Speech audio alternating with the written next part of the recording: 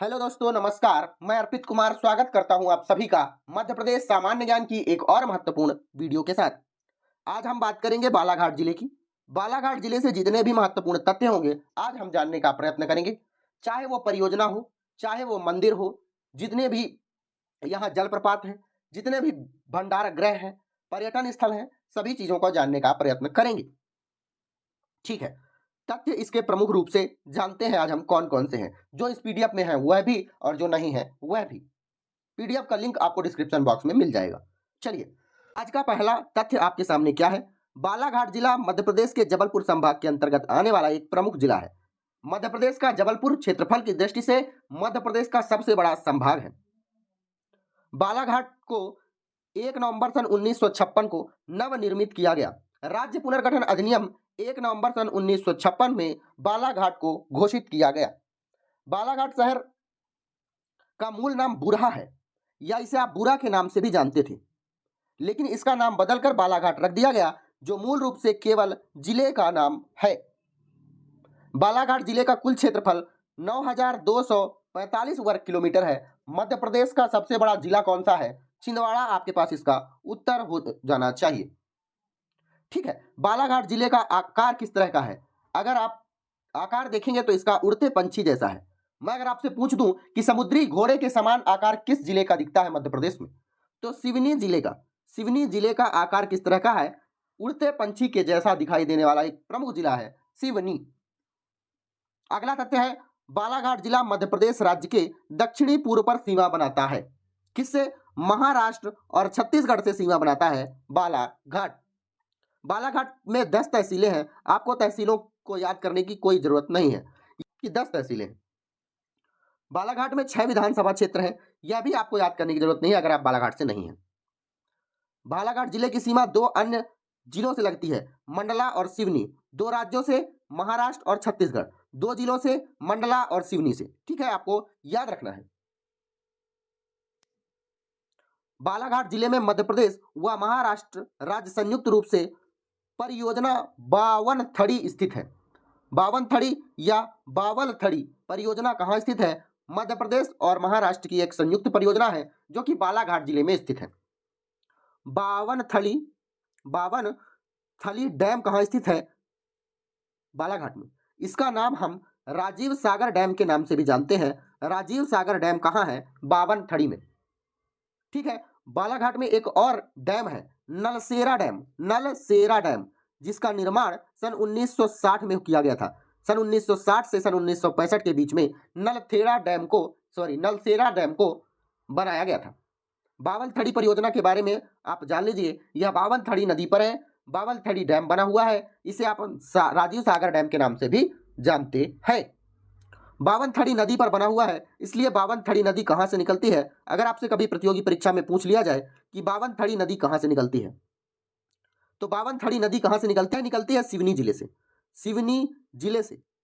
सिवनी से और कौन सी नदी निकलती है? वेनगंगा नदी कहां से निकलती है? सिवनी के मुदारा नामक स्थान से।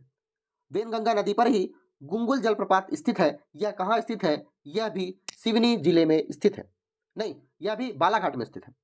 बालाघाट जिले में बैगा जनजाति प्रमुख रूप से पाई जाती है। कौन सी जनजाति पाई जाती है? बैगा जनजाति।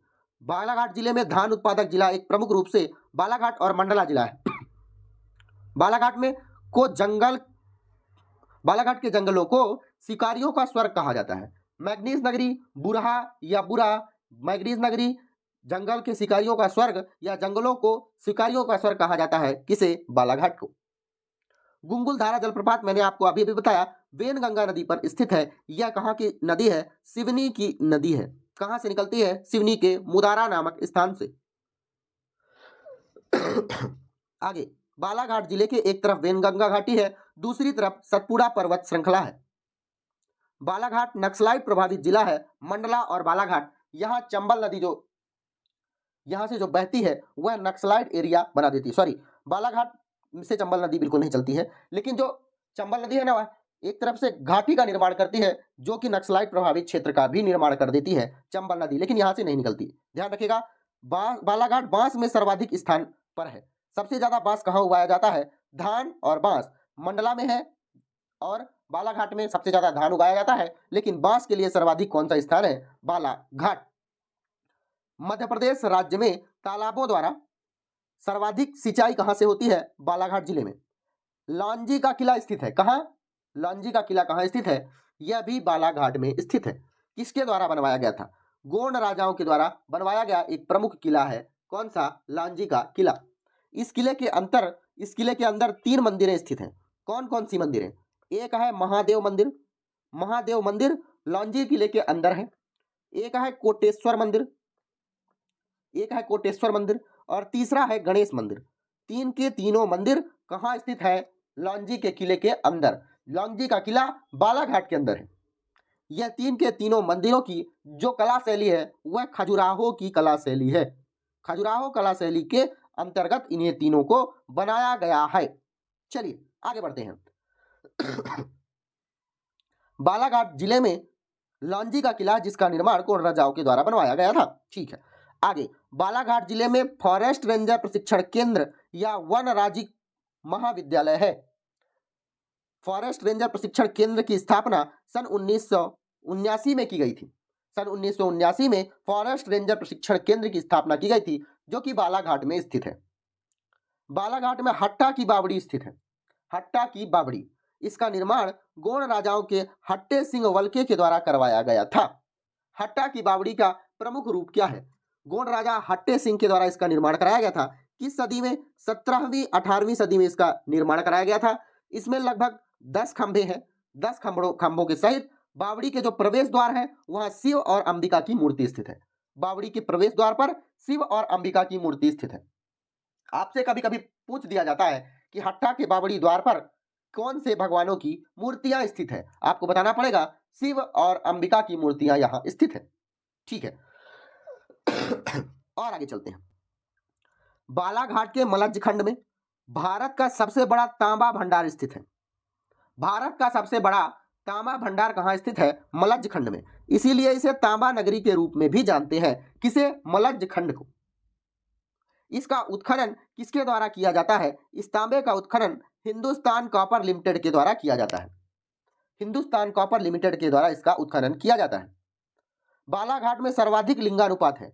1021 लड़कियों में 1000 लड़के उपस्थित हैं बालाघाट में। मतलब यहाँ शादी की कोई सिस्टम, कोई गड़बड़ नहीं होने वाला है, होगा ही होगा।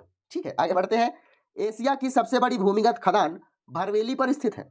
इसलिए भरवेली को या बालाघाट को मैग्नीज नगरी, मैंने आपको बताया ना, शिकारी बालाघाट के जंगलों को क्या कहा जाता है? शिकारियों का स्वर्ग। मैग्नीज नगरी बालाघाट को। तांबा नगरी किसको कहा जाता है? मलज्ज खंड को। और बुरहा नाम इसी का था बालाघाट का। बालाघाट जिले में वेनगंगा व बाग नदी प्रवाहित होती है। मैंने आपको बताया है वेनगंगा नदी पर क्या बना हुआ है? गुंगुल धारा जलप्रपात। वेनगंगा नदी पर धूती बांध का निर्माण भी कराया गया है सन 1911 या 1912 में।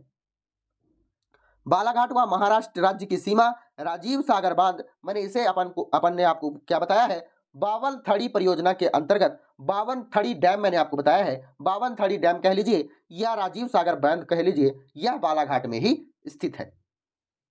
बालाघाट जिले में हट्टा की बावड़ी, इसके बारे में मैंने आपको बताया कि 10 खंभे हैं। इसमें प्रवेश द्वार पर शिव और अंबिका की मूर्ति है।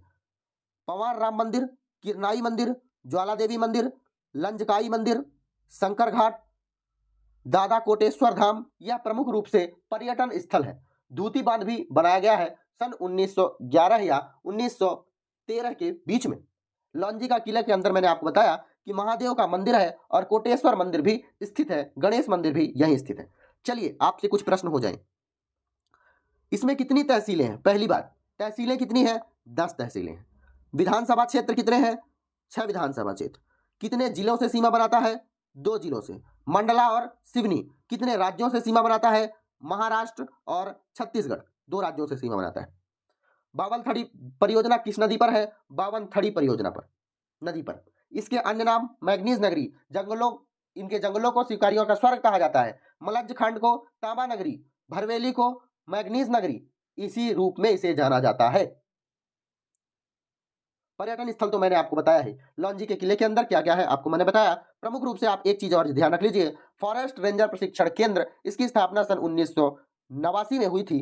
89 में हुई थी। यह बालाघाट जिले में ही स्थित है। अगर आपको वीडियो अच्छी लगी हो तो वीडियो को लाइक, कमेंट, शेयर, सब्सक्राइब सब कुछ करिएगा। मिलते हैं अगली वीडियो में। धन्यवाद। अपना ख्याल रखिएगा, बड़ों का सम्मान कीजिएगा।